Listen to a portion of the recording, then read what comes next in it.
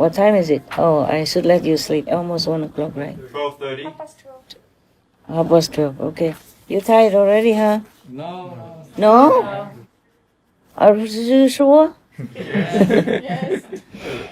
Oh, man.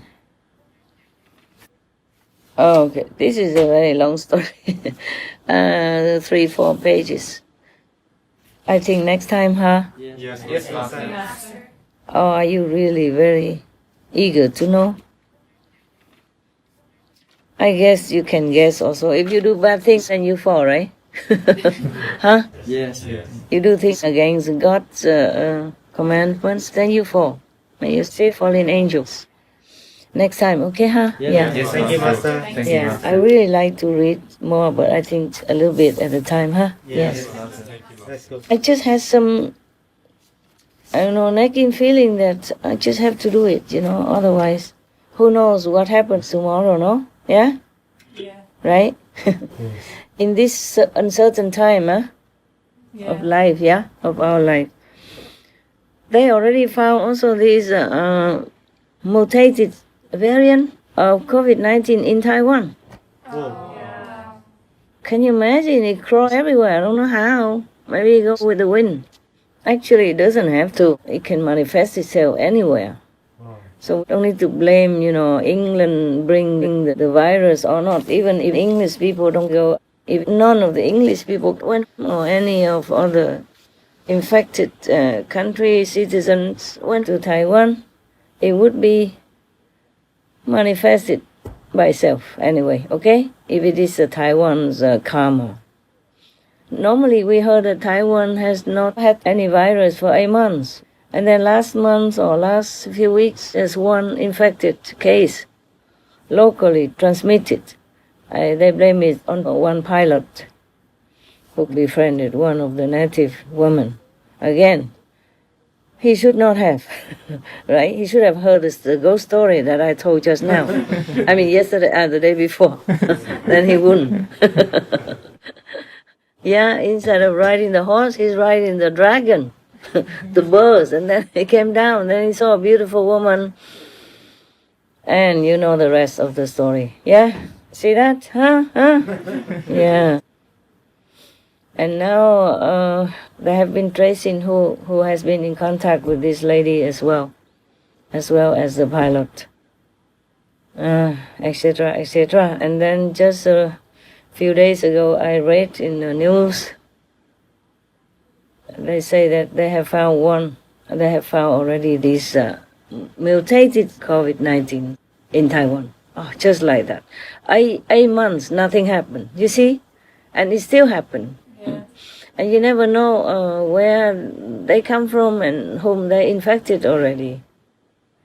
Thus, I am not very strict to you, but I always very, strictly enough to tell you don't go out, don't eat outside. It's really this, because if you are not vigilant enough at that moment, you just enjoy the food and then you're just looking outside and your attention is not very keen inside, and it's easy for you to get infected. Yes. Yeah, because you forget God at that moment. You enjoy the food and all the atmosphere around you. Maybe it's not conducive for that. It goes into your food. The energy, understand me? Yeah. There's one monk in the Yogananda book. When he traveled on train or anywhere, on bus or car, anywhere outside, or airplane, he never ate all that time, because he say the atmosphere is full of this kind of energy of the world. Some kind, it's not pure, not the holy energy. So he never ate. Did you read that book? Yes, Master. Autobiography of a yogi? Yes. From Yogananda? Yes. You remember, yeah? He was, because he didn't eat. So when he came home, all the temple was very excited, waiting for him to come home, didn't dare to eat, make all the festival wait for him, so that when he comes and eat together, out of respect and love. Because they make special, like banquet, more special food to welcome him home, and then they will eat together. So they didn't dare to eat first, of course. And then when he came home, Yogananda was still young, and hungry, was so happy to see him because he couldn't eat anything until the master came. And then he was thinking, oh, finally, we could eat now, Oh, waiting. And when he came back, nothing happened. He didn't want to eat yet because he had so much work to take care of the party not waiting for him. He didn't feel hungry yet. He has to take care of all the work, so the poor Master Yogananda has to keep waiting again. So disappointing. Well, at least you don't have that problem, right? No. Yeah, you're lucky. You can go into kitchen anytime, yeah? Yes. And, magically do some potion for yourself. Some love potion for yourself from God's love. All right, guys. Do you have any questions or any opinions about this? Or we even can go back to the ghost or the tiger. Wow, imagine, huh? Imagine God has arranged everything perfectly, huh? Yes. Huh? Yeah. And here we are, trying so hard to make it become a paradise. And He is the one who made trouble. Now you know, yeah? Now you know why it's so difficult for me. Huh? And it takes a long time, huh? It takes Him only 7 days to create this world and the trouble that we inherited. And now it takes us forever to change it into paradise. Thank you very much, Lord. Yeah, you are the troublemaker, and you blame us, huh? Yeah, He made the tiger, the lion, and then we blame the tiger and lion for eating the animals, yeah? And then blaming the ghost for harassing us, huh? Mentally. Of course, they don't do it full blow because thanks to the grace and love and blessing that has been arranged for us, or else we would be doomed. Yeah. The reason why God created us is so that He can feel happy. Yeah? Like creative talent, creative force comes out, and He just had to create it. But then He created this and that and other and made trouble for us, no end. Many stories are like that too. In one of the Buddhist stories, the Buddha was a lion. And one time he was stuck somehow in the mud. He almost covered himself. He could not get out. You know those, how you say, sinking... Quicksand. Not quicksand, mud even. Huh? Oh yeah, something like that. Almost like quicksand or mud. You know, whatever it is where when you go in, you can't get out, yeah? Oh, yeah. Yeah, okay. So he was trying very hard. The harder he tried, the quicker he sank. So he just stopped. And then suddenly he saw a wolf. Yes, a wolf passed by. So he begged the wolf, please help me.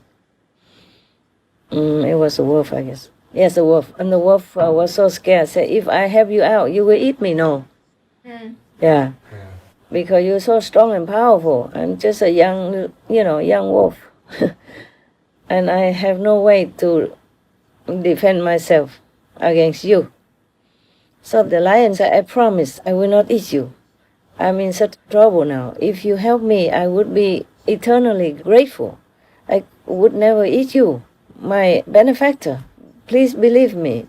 I swear this and that. Yeah. So slowly the wolf was convinced and pulled him out, yeah? Because the wolf was on the bank, not sinking inside. So he could use a stick and other things, yeah? And the lion just bit onto the stick, and slowly the wolf bit it and keep pulling him on shore and to safety. And true to his word, the lion did not eat him. And also he promised that from now on he would take care of him like a family member. Yeah, like a son. And then so, okay, fine and good. Afterward, they all went home together and went to the wolf's house first. And then the wolf introduced his wife and all that. Yeah. And then others relatives, women. So the lion promised, from now on, I will also take care of all of your women. Yeah, so said and done. Every day he hunted something, but they all went out hunting together also. Yes. And then they brought home together and share. Mostly the wolf didn't do very well. It's just the lion who hunted all the meat that they got.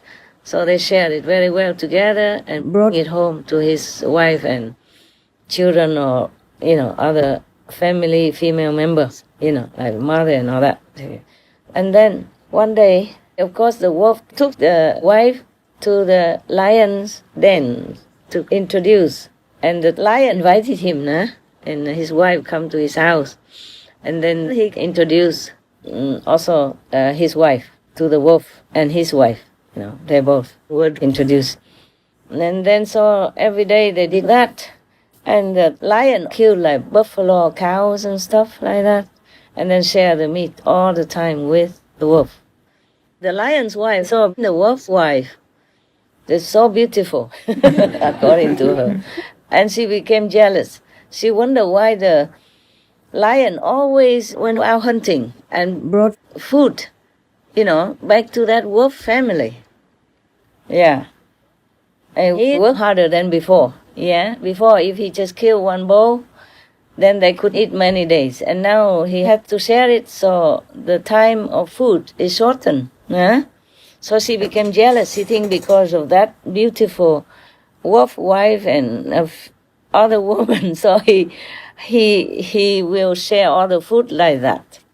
And she became jealous, and then because they moved to live together, like a family. And then she began to make trouble and harass and say bad things and all that, so that the wolf wife could not bear anymore, and she moved out. And then later on, when the lion heard about all that, he scolded his wife, of course. He said, this friend of mine, which I look upon as my son, he saved my life.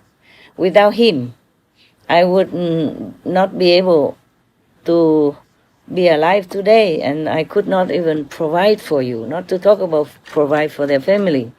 I promised to provide and take care of his family.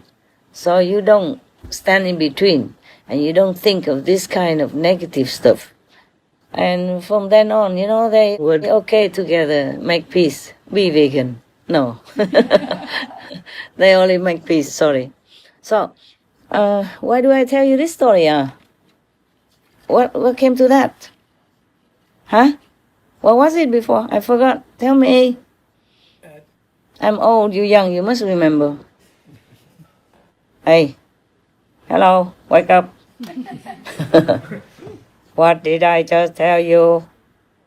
Please report now. All the stronger creatures to, What up? was just Talk about louder, microphone. How God created all the creatures, but created stronger ones to help the lesser ones. What's that got to do with this story? Oh, yeah. Because I was saying God, God is funny. He created many things contradicting each other, yeah? And so when I read that story about the Buddha, when he was long eons ago, was a lion, yeah? And then also had to hunt for food, kill a buffalo and all that, and then share with each other and eat, like a natural way of life. Because that's what they do, no? God created them to hunt to eat. Not killing every one of them, but hunt whenever they're hungry. Yeah. Because thanks God that He has created also other counterproductive kind of animals to control them, to control their vicious tendency. Otherwise, they will kill all the little animals, yeah? Therefore, they kill only little, only when they eat. The lions and tigers and leopards, these are predators, yeah? They're vicious, and they just have to hunt to eat. And after I read that story about the Buddha a long time ago, he had many incarnations. Sometimes a deer, normally a good one, like deer or birds, all kinds of precious animals also. Mostly they are good. Yeah, mostly he had been born as king of any of the group that he incarnate in.